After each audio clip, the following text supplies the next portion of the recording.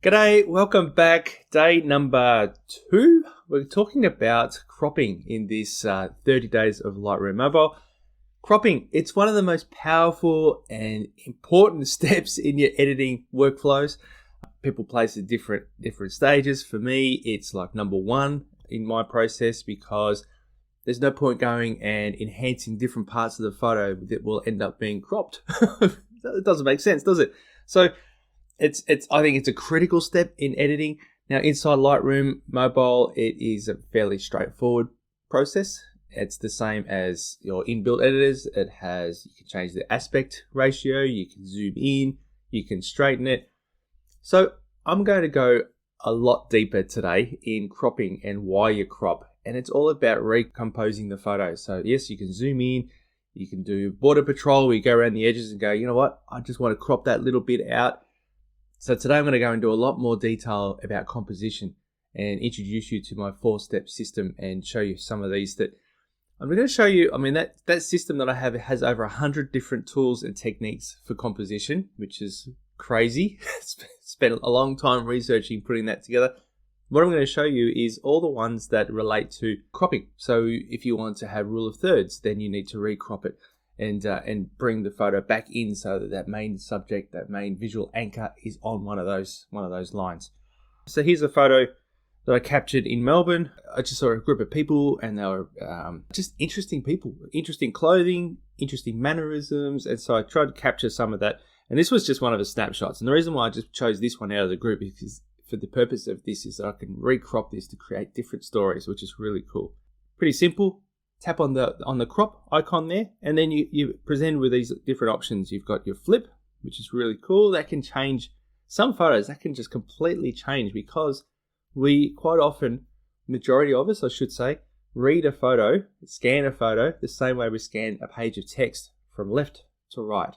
And when you walk out the front door of your home, you look down to where you're stepping. So any door, whatever it is, you look down as you're stepping, and you look up and you scan. So quite often we look from the bottom, lower half, and scan across. Now we all have different cultures, different backgrounds, so we all might scan things slightly different, but flipping it might make a big difference.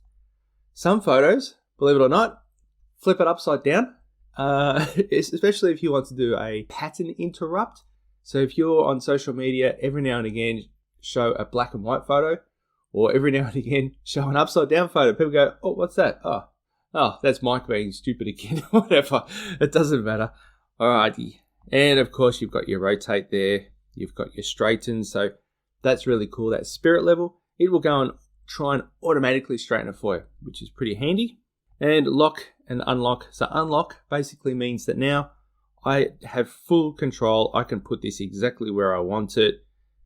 And I can create whatever photo I want just by dragging those corners. And then in the sides there, up the top there, next to the question mark, is our aspect ratios. So now we can change it. We can go back to original. We can change it to 16:9. Okay. All right, I've done 16:9. If you have a look up at the top left corner, you can change the orientation. So if you want to make this an Instagram story or some other social media where you like this 16:9 and you need to make it vertical portrait orientation, then it's just the top there. That took me ages to find that. When I started playing around with this, I remember. Okay, now when we're cropping, just a little shortcut, and we covered this on our first day, day 1, yesterday. We talked about a couple of shortcuts here. Double tap outside of where we've cropped. So if we crop there and we don't like it or we want to go back, just double tap on the grayed out area. It goes back to normal. Pretty cool.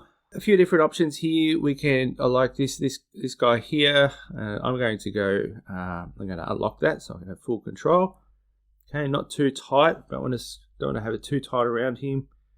And then I want the context of where he is and what he's taking the photo of. Now, if I drag this and I include all of them, that brings in some visual tension, doesn't it? Because now he's kind of right on the edge, and I don't know about you, but I want to know what he's looking at.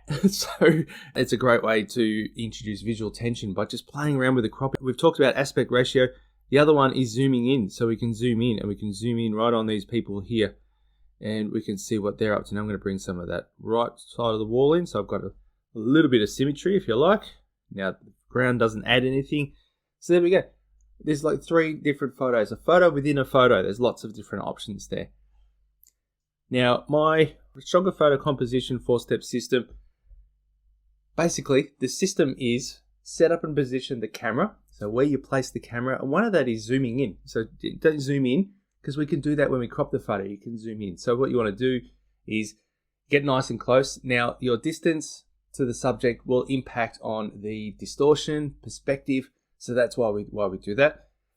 That's number 1, set up and position of yourself in the camera. Number 2 is position the subject in the frame. I've touched on rule of thirds. So that's 1, you want to place that main subject off center.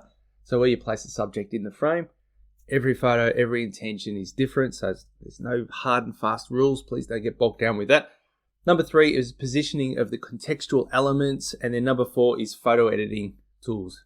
Now, I know it's a 4-step system for photo composition, but as you've seen here, cropping is a major part of, it's a really important part of composition, because you can go in after the fact and you can completely change the composition. So I think it's really important to put that bit in there. Okay, just for some examples, these are photos that I've cropped, and I'll explain the composition technique, why I've cropped it that way. So number 1, symmetry. This is a vertical symmetry. You have different types of symmetry. You can have vertical, horizontal, and then you get into lots of different mosaic symmetry. There's so many different ones that I go into in the course. To have this perfectly symmetrical, basically you want to divide it down the middle and you can fold it in half and it'll look the same. Next one is asymmetrical balance. So in this photo, because of the way I cropped it, I've got the visual weight of the tree, the big tree, on the right side of the frame, and then on the left I've got the building, got some space. Space is important to create visual balance, and this just works. If I crop this in tighter and I cropped in half that tree, then yes, it would isolate that building a little bit more. That changes the intention of the photo. So cropping changes the balance of the photo. Next is Dutch angle. So Dutch angle, this is a really, really cool one. In Lightroom, you can swipe around the bottom there and you can change the straighten, you can change the angle. This is basically where you intentionally and deliberately tilt the photo. Whether you tilt the camera or you do this in editing, it adds energy, but it can change the visual weight of everything in the photo as well. When you tilt it, if you don't tilt it the right way, it could look like everyone's falling out of the photo, or objects are falling out of the photo. Objects that are up higher on the horizon all of a sudden have more visual weight. So that's a really cool one. And here's an example. This boy walking along, and it looks like he's walking out of the frame. He's going to fall out. Others, it looks like he's going to fall out. And we talk about, I demonstrate here also, space. This one is off center. Now this is obviously a composite, and just had a bit of fun with this one. I've noticed something in this photo that annoys me a little bit. Annoys, strong term. It just bugs me and I want to go and fix it. And border patrol that I talked about earlier is going around the edges and looking for things that kind of grab your attention. You can see all along the left side of the frame there, all those bright spots that are kind of half cut off. That's where cropping is really cool and handy, because I can go in there and I can just bring that edge in and just crop that.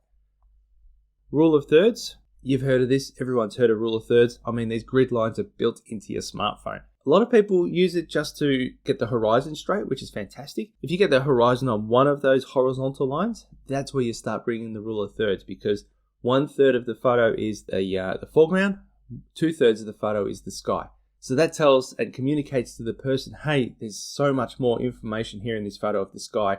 The intention and the story of this photo, the reason why this photographer took this photo is they want me to look at the sky. And if you do it the other way, you have the horizon on the top of the 2 horizontal lines, then the sky is not as important because it takes up less space in the photo. So you can see how that changes it. And you can see putting the main visual element, like here it's the eye of the duck, on one of those intersecting lines. We've placed that off center both vertically and horizontally, which is that's the sweet spot. Okay, and this is another one. What's this one called? 1/3, 2/3. So basically we're on one of those intersecting lines, and the main visual element is occupying 2/3 of the frame, as you can see here with the mushroom. When I took this photo, I wasn't thinking about this, because this 4-step system, I want you to be, and you do, that's the outcome, is you become more intuitive with this sort of stuff, not bogged down with theory. Even though the ebook is like 146 pages, it's not about understanding and learning all of it. It's about being able to go back to it and go, you know what, that's off center, but I want a bit of space around that. Now, if I do this, it'll be 1/3, 2/3 principle or guideline. Okay, this one is centered. So again, it's symmetry. So symmetry is very similar to centered. All right, this one is really cool with cropping is positive and negative space and active space. So positive space is the space that the main subject occupies. Negative space is the space around it. Negative space is a way that you can isolate something. Negative space can create visual weight, but it can also create that juxtaposition, that contrast between the background and the foreground, that figure to ground. I'm throwing all these different terminologies at you now, aren't I? Active space, this is another one. So cropping, you can see here, both these examples are dramatically different based on where we cropped it and where we positioned it. So active space is space ahead of the main subject. So you can see there the runner, he looks like he's running towards something, and on the bottom right there, he looks like he's running away from something. So it creates a different energy to the photo as well. This one here is S-curve and Z-curve.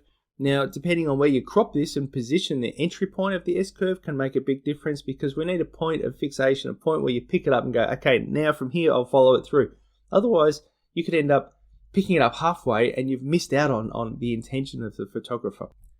This one here is just an example of visual weight and how your eye goes to one thing, then the next, then the next. Okay, foreground interest, where you crop.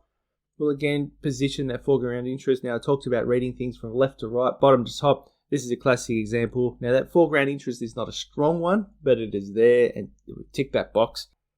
And this is my favorite. One of my favorites here is ruthless crop, because these rules, guidelines, principles, if you like, they're all there, but they don't really matter that much, because sometimes a ruthless crop, which is basically just going in and breaking all the rules, going in there and an unexpected crop, getting in there and just cropping things off half, you can create some visual tension, visual interest, all that sort of thing. So that's what that's all about. Tomorrow, I'm going to cover the geometry panel, and I'm going to go right through all of that. So that's it. I think we'll wrap it up there. Thank you for joining me again tomorrow. As I said, geometry. I look forward to bringing that to you.